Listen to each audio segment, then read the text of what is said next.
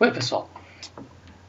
A gente estudou até agora as relações entre os genes de várias formas diferentes. Nós vimos os tipos de relação de dominância completa, dominância incompleta. Vimos as interações gênicas aí, baseadas lá na primeira lei de Mendel. Começamos lá com a primeira lei de Mendel, vimos cruzamentos simples com um gene só. Depois fomos para a segunda lei de Mendel, vimos cruzamentos compostos aí com genes diferentes, vários genes, e fomos aprendendo a lidar com isso, né? Agora, existe uma coisa, um detalhe que a gente ainda não tratou e que nós vamos estar estudando um pouquinho sobre isso hoje. Alelos múltiplos.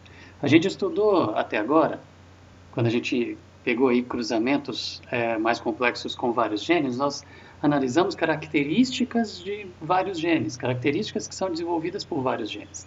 Ou então, características diferentes analisadas ao mesmo tempo, ou seja, genes diferentes analisados ao mesmo tempo. E alelos diferentes. E alelos múltiplos. O que é isso? Os tipos de herança que a gente estudou até aqui são características determinadas por dois alelos. Ou azão, ou azão e azinho, ou azinho e azinho. E as suas relações de dominância ou codominância ou incompleta, como a gente já tratou. Só que é possível que você tenha determinadas características definidas não só por duas possibilidades de alelos, mas por vários alelos. Como que isso acontece? Esses alelos, eles são produzidos, lembrando que os alelos, essa expressão, esse nome que a gente dá, alelos, são para os genes que estão ocupando a mesma posição, mesmo locus, em cromossomos homólogos.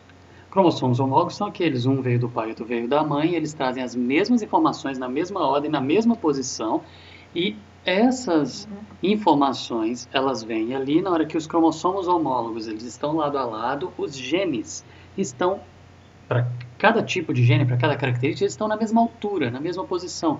Essa posição a gente chama de locus e os alelos são os genes, as formas alternativas dos genes que ocupam essa mesma posição, essa posição equivalente nos cromossomos homólogos. Então a gente tratou até aqui de alelos. Você tem alelos diferentes, por exemplo, o azão e o azinho. Só que quando a gente está falando de muitos alelos, existe a possibilidade de você ter muitos alelos, não só o azão e o azinho, por exemplo, né? Mas falando que vão ocupar a mesma posição, o mesmo locus, então a gente vai ter sempre dois. De onde que vem esse monte de alelos possíveis que eu estou falando? De mutações. Como tudo, a gente viu na aula de mutação, a mutação é a fonte de toda a variedade, a variabilidade, né?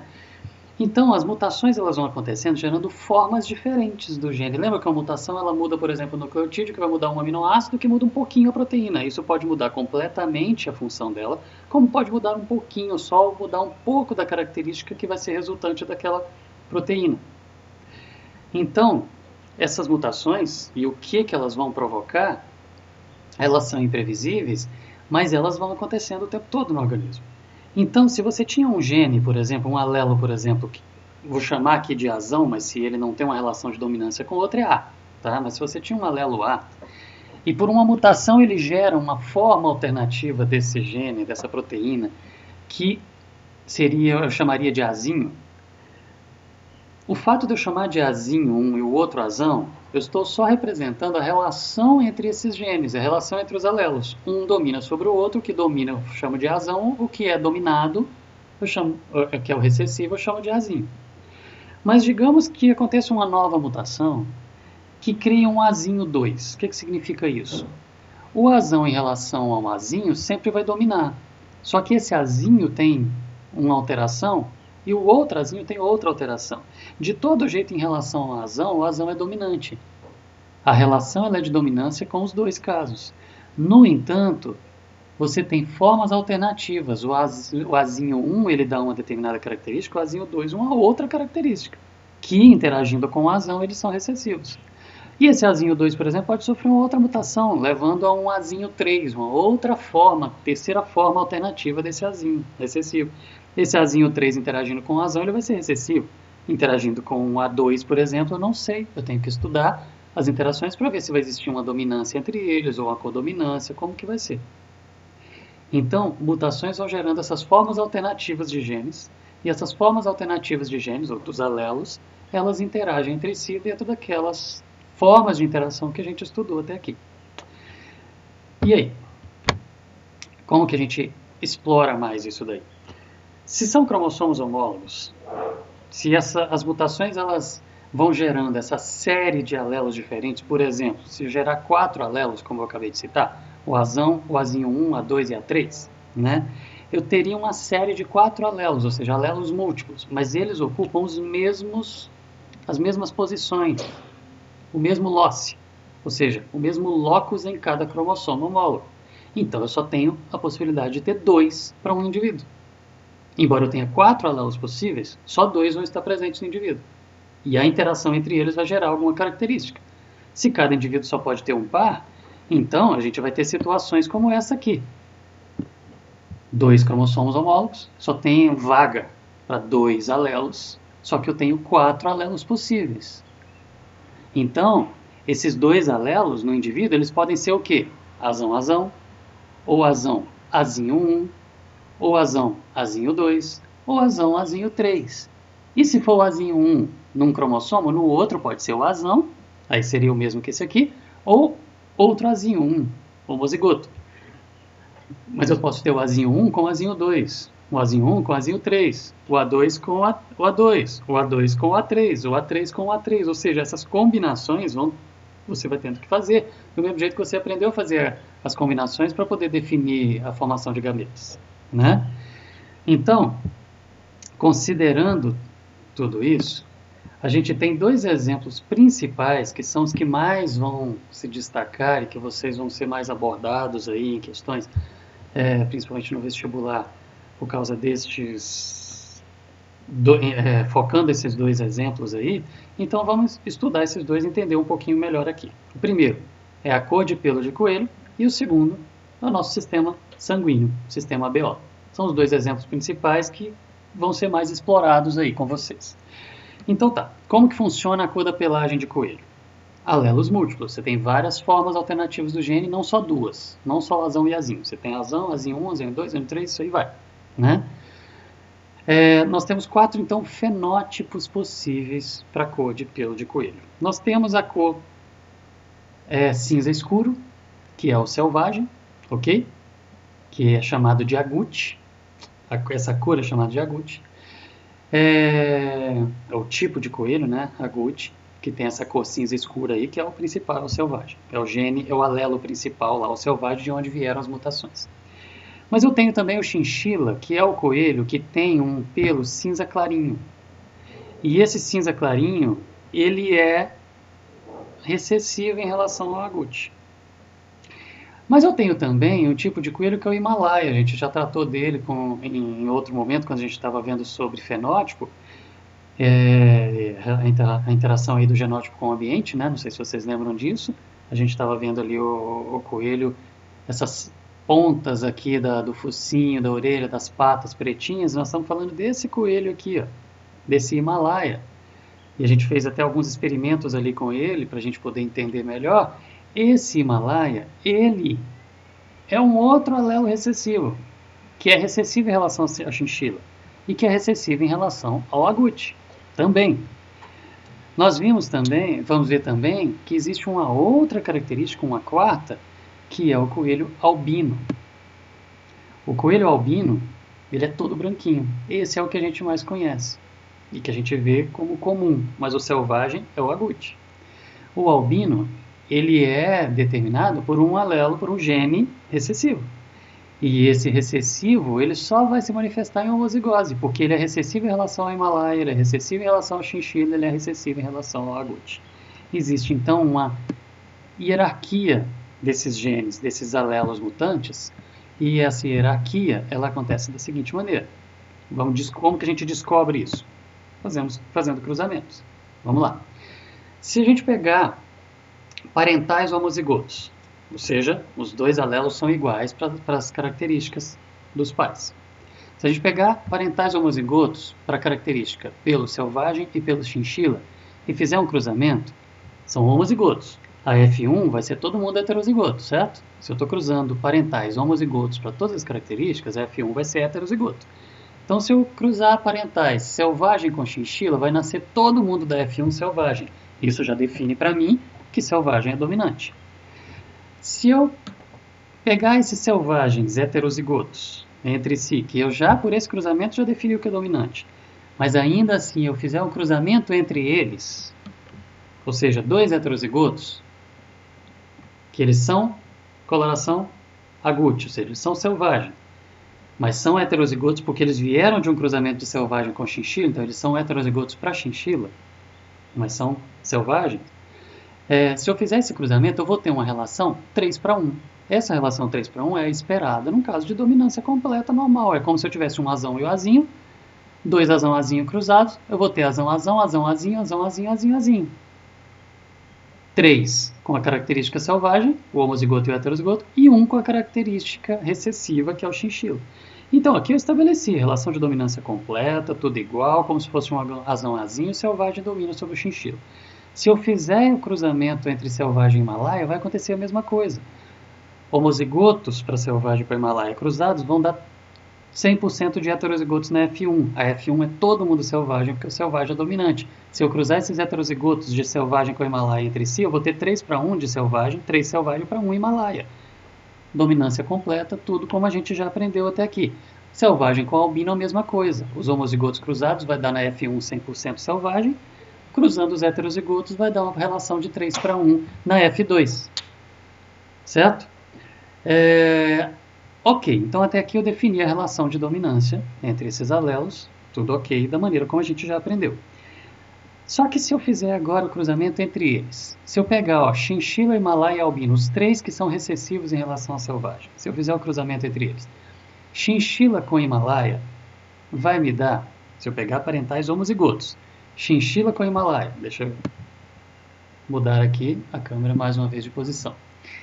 Se eu fizer o cruzamento de chinchila com Himalaia, sendo homozigotos, os pais, eu vou ter na F1 100% chinchila. Isso significa que chinchila é dominante. Se eu pegar esses heterozigotos da F1 e cruzar entre si, chinchila com chinchila, mas heterozigotos para Himalaia, o Himalaia vai aparecer, que é o recessivo, numa relação de 3:1, como é esperado. Então, a relação de chinchila com Himalaia significa que o chinchila é dominante sobre o Himalaia.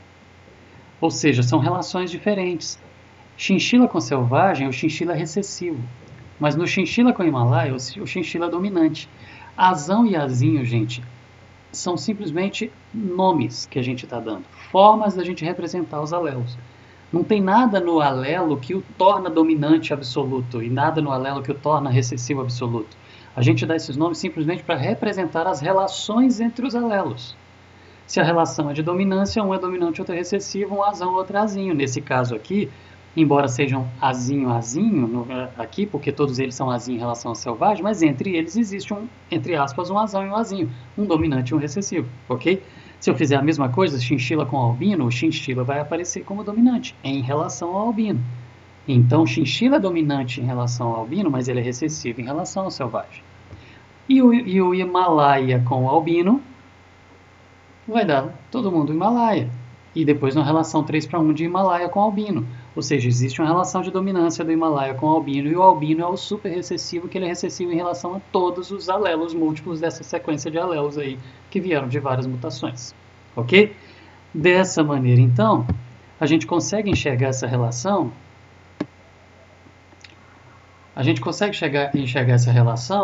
e a gente consegue traçar uma hierarquia entre os genes. O selvagem, que era original, sofreu mutação gerando chinchila, que sofreu mutação gerando Himalaia, que sofreu mutação gerando albino, e eles têm essa relação de dominância entre eles, selvagem sobre chinchila, sobre Himalaia e sobre albino.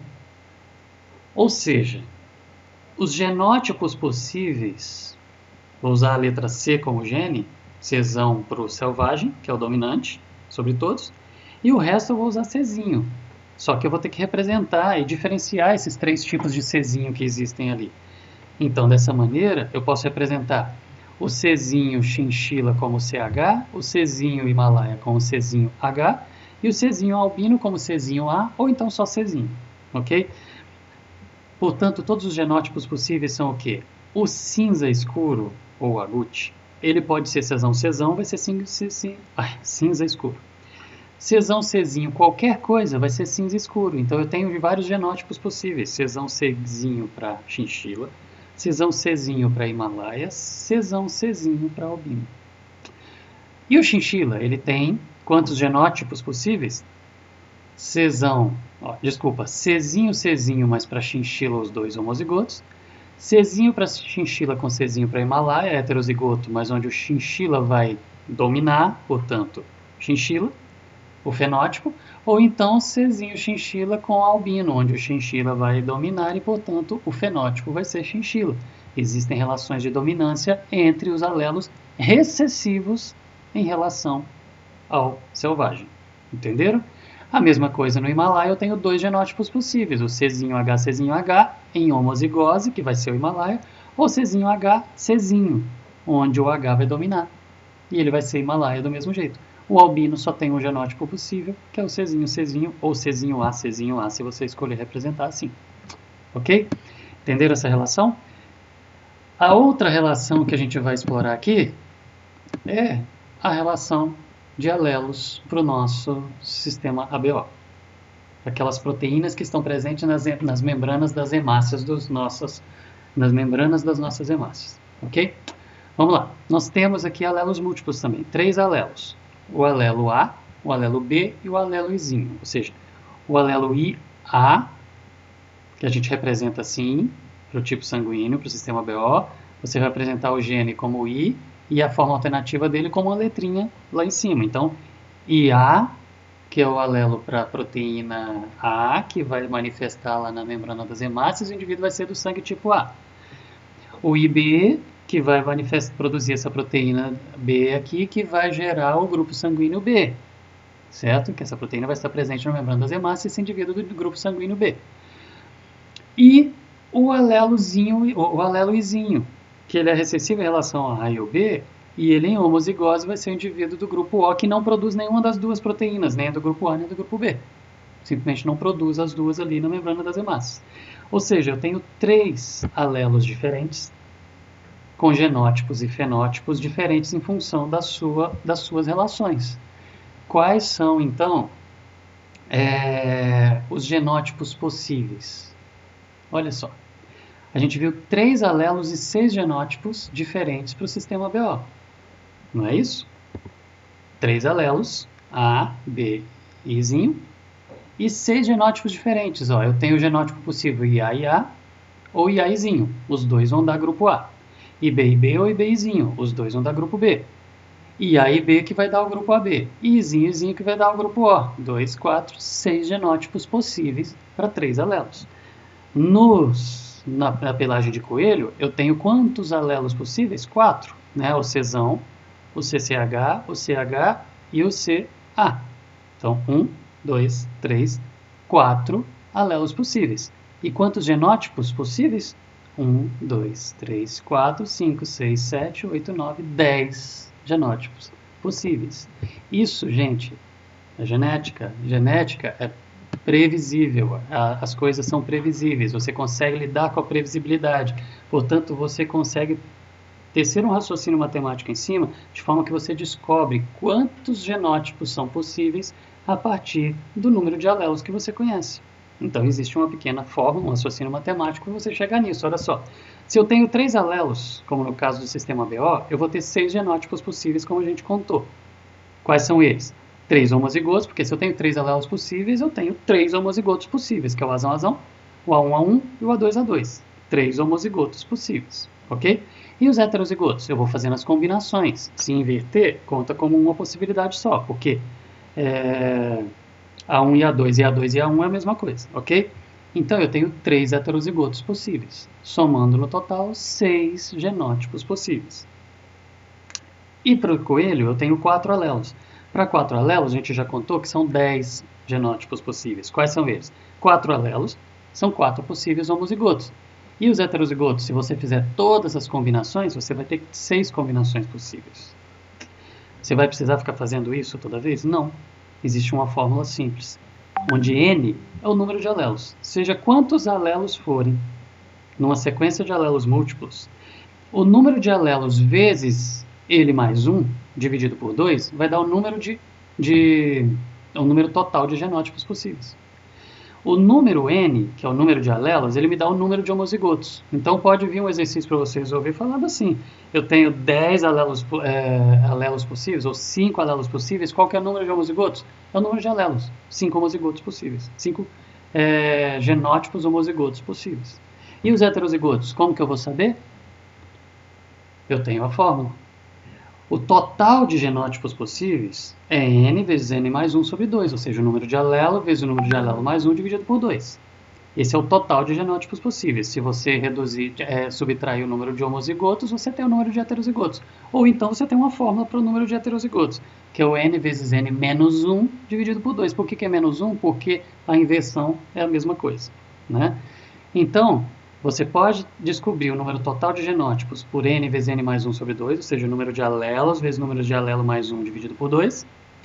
O número de homozigotos é o número de alelos e o número de heterozigotos é um menos o outro, então você usa outra forma. Ok? A gente vai resolver exercícios desse tipo, sobre isso, para a gente poder estar sedimentando bem essa ideia. Mas é isso. Genótipos possíveis N mais 1 sobre 2. Heterozigotos N menos 1 sobre 2, e homozigotos é o número de alelos. A gente já viu o motivo, ok? Então, por hoje é só. Depois a gente trata um pouco mais disso e sedimenta mais nos exercícios, mas alelos múltiplos é uma questão simples, é isso que a gente tem para explorar, tá bom? Então, até mais. Um abraço, pessoal.